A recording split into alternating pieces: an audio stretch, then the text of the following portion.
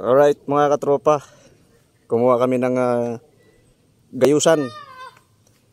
Ang tawag dito sa amin gayusan mga katropa, panggulay, pangulam. Wala kaming ulam eh, gagataan. Ito yun mga katropa oh. Yan. Yan oh. Yan, may laman yan mga katropa.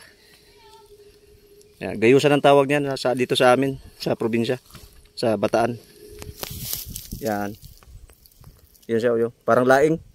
Laing tawag sa Manila niyan eh. Pero dito sa probinsya, gayusan.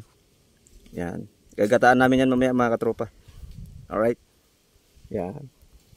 Nandito kami sa sa bukid. Yan. Yang lupa na yan, hindi po yan sa amin. Tenant lang po kami dito. Pinapabantayan po sa amin. Alright. Shout out po sa may-ari nito. Yan, maraming salamat po sa pagtitiwala sa amin. Alright. So, yun. Yan. Oo. Pasok tayo dyan. May ahas dyan sa loob. Yan. So, yun. Yun lang mga katropa.